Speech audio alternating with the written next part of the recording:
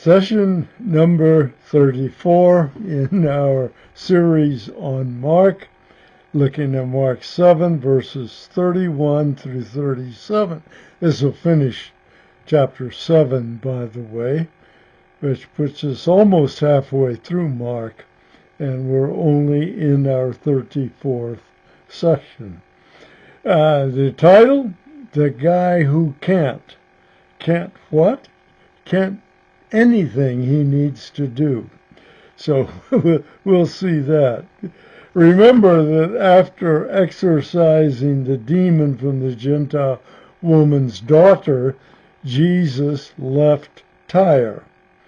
And he's going to go back to a point near the Sea of Galilee again, on the north end of it. So he's got to go south, right? Well, it seems a bit odd. And we don't know why he took this direction. But according to verse 31 of chapter 7 of Mark, it says, "And again he, Jesus, went out from the region of Tyre and came through Sidon to the Sea of Galilee." Now, within the region of Decapolis. So you got that?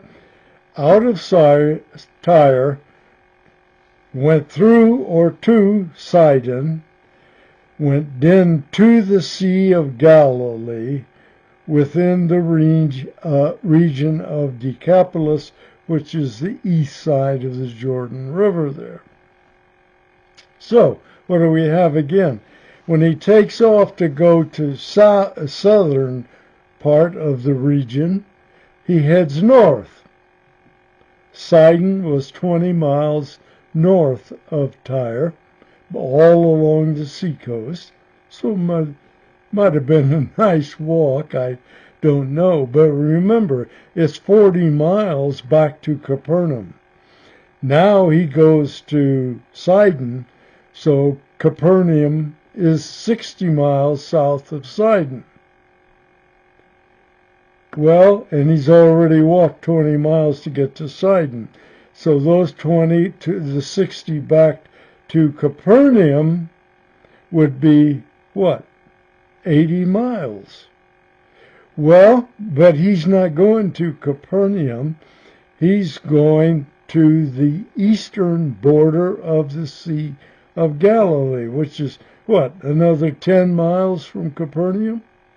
So there's up to about 90 miles, and he doubted he went south to Capernaum. We think he went probably southeast through Syria, through Caesarea, where Peter later made his statement of testimony about who Christ was, past Mount Hermon probably, down to the corner where Bethsaida, remember the two Bethsaidas, one on the western side in Israel, the other one, Bethsaida Julia, on the east side of the Jordan River, where the Jordan River enters the Sea of Galilee. Did you know that the Jordan River started before the Sea of Galilee? It didn't flow out of the Sea of Galilee only, which it does to the Dead Sea, but it flows from what's called, as I recall, Lake Hula, which really was just a wet, marshy place that eventually was drained and turned into farmland. So it doesn't even exist as a lake anymore. But the Jordan River flowed down from there, I suppose added by runoff from Mount Hermon and other mountains in the area as well. But anyhow, and we don't know how far down south along the coast, the eastern coast of the Jordan River and the eastern coast of the Sea of Galilee, we don't know how far down south he went. So this trip back could have been 1,000 miles, 100 miles, no, not 1,000. The whole region isn't that big. But it was a lengthy trip back. Of course, that probably, since most of it would have been walking on the road, probably gave them a lot of time for private instruction for the 12, which is, I think, what Jesus really wanted in the beginning, besides rest from the press of the crowds. Well, again, he starts out by going 20 miles north and then heads back another 80 miles at least. Another 60 miles at least to get back south to Decapolis, which is where he's going. Remember, Decapolis is a Greek term for 10 cities, 10 foreign cities outside of Israel. I do not know much about them, except they were over there in Perea. As I remember, the ruler of that territory, most of it would have been Herod Philip, or Philip Herod. I guess it's Herod Philip, one of the Herod sons, who split up the territory. Rome split it up, actually, but he is the one we don't hear much about. He was not so antagonistic to Christianity or Jews as most of the other Herods were. But anyhow, he was headed back to the northeast corner of the Sea of Galilee, and then maybe south from there. But remember too, though, again, and I mentioned this just a few moments ago, that was close to the region where the 5,000 were fed. Okay? Now, I'm not claiming that the 4,000 that he will feed in our session after this one, but it's in the same general vicinity. And then from there he headed south, likely following the Jordan in Perea and through Decapolis, the 10 Greek cities. They weren't Greek nationally, I don't believe, but they were Greek-speaking cities. So, going through Sidon seemed the wrong way to go. Jesus, don't you know where Israel is?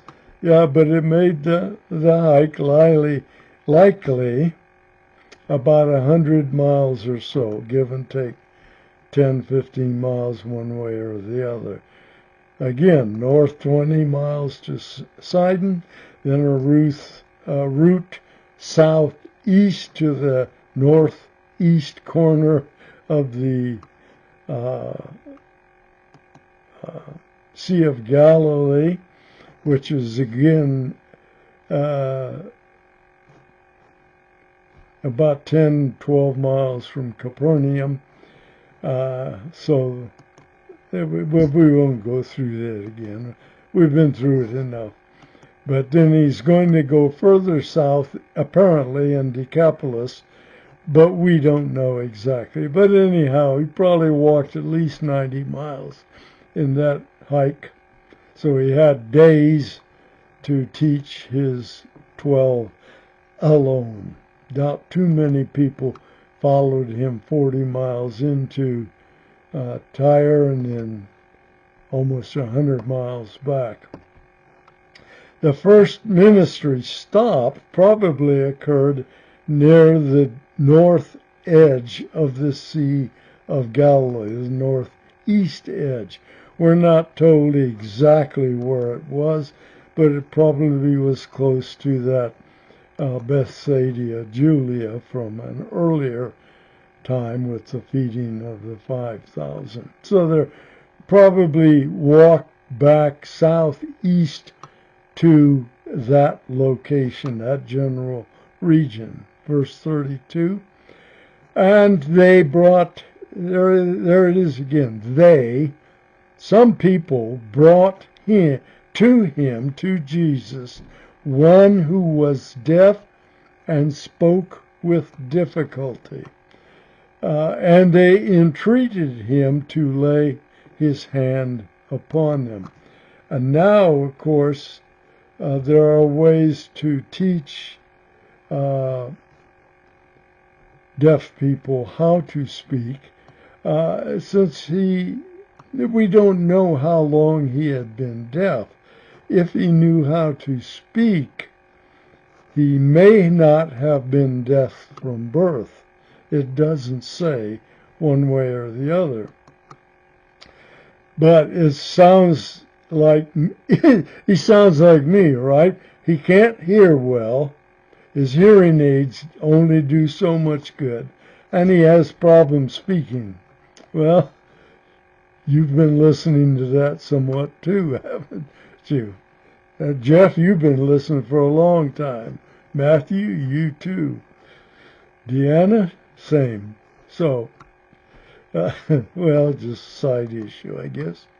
Now you get the picture. The man cannot himself verbally ask Jesus to help him, nor can he hear anything Jesus might say. He likely knew who Jesus was and why the friends have brought him to him, but he would have no clue as about Jesus' response. So the question is, how would Jesus communicate with the guy?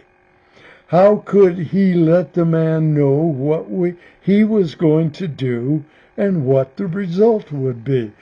Excuse me. The answer lies in Jesus' action. It was a combination of sign language and symbolic acts. It'll look strange if you only think, what in the world is he doing?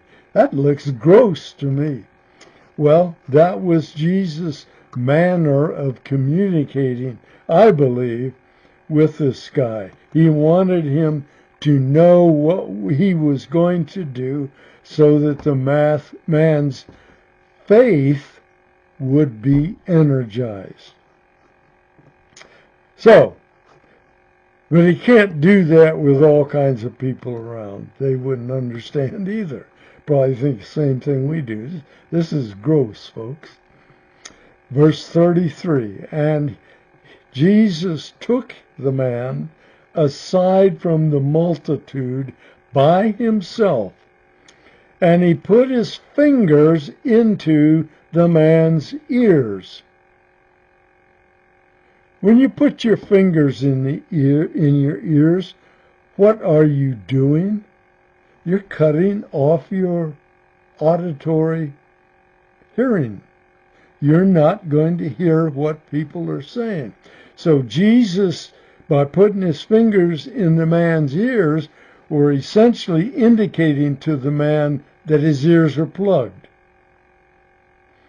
But when he removes his fingers, and nothing is said about that, it said, but when he removes his ears, he's indicating, I'll open your ears. So I think putting the fingers into the ears and taking them out, he was telling the man, look, I'm going to open your ears so that your ears can hear. And then it says, and after spitting, where did he spit? I don't know. But it says he touched the man's tongue with the saliva. So he must have spit on his own finger. and then touched the man's tongue with the saliva that was on his finger. What in the world does that do? I think it says, look, this spit is healthy from my mouth. It's coming out of my mouth healthy. I'm going to transfer it to your mouth, so that when we finish, your mouth will speak properly. So I think he was using, he may have been doing other things symbolically too, but I think he's using symbols and actions. Fingers in the ears again, likely signaling deafness, while removal would represent unplugging that which caused the deafness. And releasing healing to make hearing possible. The tongue portion seems pretty gross to our minds, but could easily have health from my mouth to yours. Any of those two acts were certainly, those two acts certainly were performed to communicate to the guy, to help him exhibit faith that all would be well. And look at the actions that Jesus continued with in verse 34. And looking up to heaven with a deep sigh, he said to him, Ephphatha, Ephphatha, E-P-H-P-H-A-T-H-A,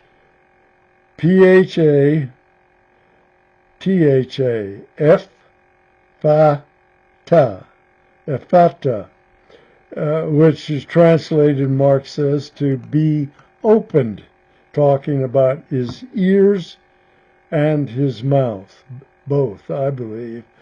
It's kind of interesting. Ephphatha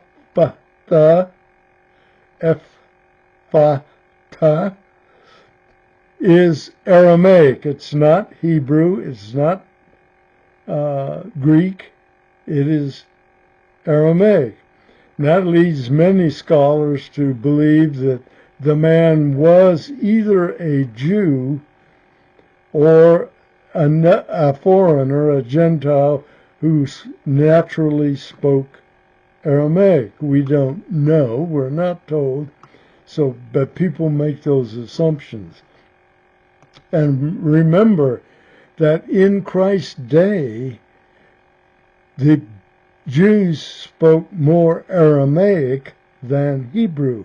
Hebrew in Judea was almost completely lost during the 70-year captivity in Babylon.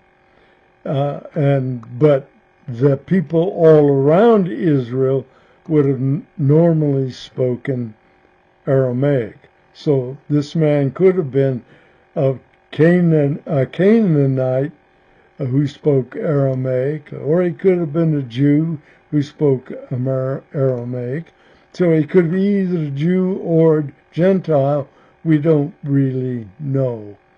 But anyhow, it was, there was one other point that people make. Because of the difficulty, I think, of saying Ephphatha, that could be easily lip-read. So the man would know by lip reading what Jesus had just said. They suspect that may have been why Jesus did it that way, rather than speaking Aramaic to the man because he understood Aramaic.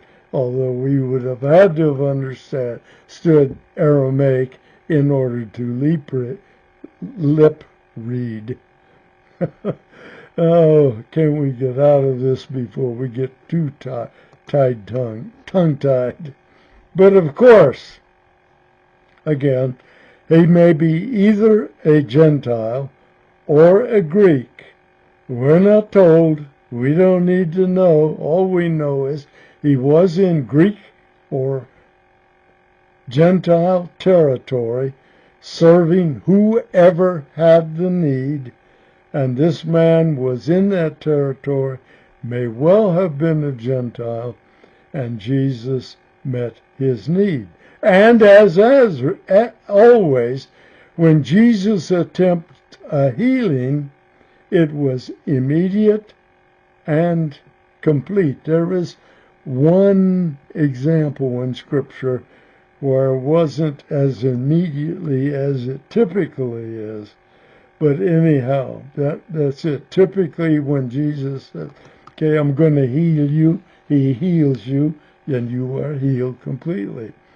Verse 35, and his ears were opened, and the impediment of his tongue was removed, and he began speaking plainly. I want to talk a bit about the word impediment of his tongue, or, he had an impediment in his speech or had difficulty in speech. There is a Greek word used there, and we'll talk about it in a bit. But think for a moment about the crowd in an earlier trip into Perea and a healing from demonic possession. This would have fit better, and I think I talked about it a bit better in the previous session. And that was the man with the legion of demons, who was likely a Gentile, demon-possessed. Jesus was on a mission of about, as Mark gave us, a series of, either 3 or 5, I can't remember for sure, situations where every healing was dealing with cleanliness or uncleanliness. Death, what else? I can't remember the others. Death, demonic possession, and a flow of blood with the woman. So there were 3. All involved uncleanness, with which Jesus then dealt with the ceremonial aspect of uncleanness in his right before he left for Tyre. But anyhow, in that case, a crowd gathered after the man had been depossessed of his demons. But what was that crowd's response? Please leave our territory. It just cost him 2,000 pigs who drowned in the sea, but they wanted Jesus out of there. That was not a crowd that was following him, except if they needed to chase him out. But they didn't need to, of course. Often, though, remember again, we mentioned this earlier, people brought others who needed Jesus to him. That was the thing they did. And that's where some of these crowds built, was in bringing others to meet Jesus, to bring those who do not know him to him, so that they might understand what salvation can bring. What am I saying? Today, we do the same thing. We bring people who need Jesus to cure their lostness. We bring them to him so that they might understand what salvation is, how salvation can be brought, and what salvation will ultimately bring. So there is our goal in witnessing and bringing people to Christ. This crowd brought the man to Jesus and could not keep quiet about it. Look at verse 36. And Jesus gave them orders not to tell anyone. And you know how that goes. But the more he ordered them, the more widely they began to proclaim it. So what's going to happen? He will draw crowds now. Because that word gets around, people want to know what's into it. And their reaction otherwise, verse 7, our last verse, and they were utterly astonished. In other words, they were sort of knocked off their pedestal. They utterly means out of their mind in how they saw this. They said, he has done all things well. He makes even the deaf to hear and the dumb to speak. And this man needed both of those abilities. And of course, that's typical of what Christ brings, a power within himself to do that which no man can do. But anyhow, their reaction was to praise him, not chase him out. So the two completely different responses, even though both took place in Perea, I believe, fully. Earlier we indicated that Jesus' acts in the healing process were necessary to communicate with the man. Did Jesus need to communicate with him in order to heal him? Of course not. He didn't need the man's permission or anything. The man could remain completely ignorant of what was going on until suddenly he could hear and speak. So Jesus didn't need to communicate with him. Why do you think Jesus went to the trouble to communicate as he did? Why would Jesus think it's important for this man to understand what's happening? Well, personally, I think he wanted the man to understand what was about to happen and invited his exercise of faith. Everything of spiritual value must include one's exercise of faith. So, let's take a moment and look at a connection that Mark may have wanted us to catch. Speaking with difficulty, or with a speech impediment, difficulty speech, whatever term was used, there was one Greek word used, and it appears only here in the New Testament, in this session. And by the way,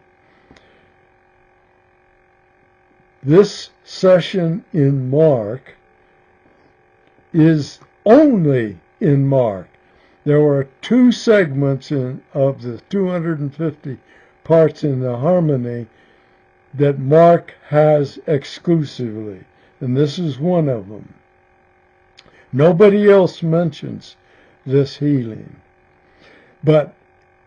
And so Mark is the only one to use this particular Greek word. I'm not going to bother with what the word is. That's immaterial. You can find it if you need. But it appears only here in the New Testament and one other place in the Old Testament. And you say, well, wait a minute. The Old Testament is mostly Hebrew, right? Yes. But remember, most New Testament quotes from the Old Testament are not from the Hebrew Testament, Old Testament. They are from the Septuagint, meaning 70. LXX, you quite often see it given in Roman numbers. It appeared one place in the Old Testament given in Greek. Now let me give it to you. Then, this is Isaiah 35:6. Isaiah 35:6. Then the lame will leap like a deer, and the tongue of the dumb will shout for joy. There's the term. For waters will break forth in the wilderness, and the streams in the Arabah. In other words, what places were dry will not be dry when this comes. And of course, this is in a section of testimony that God is giving, making promises when the Messiah returns.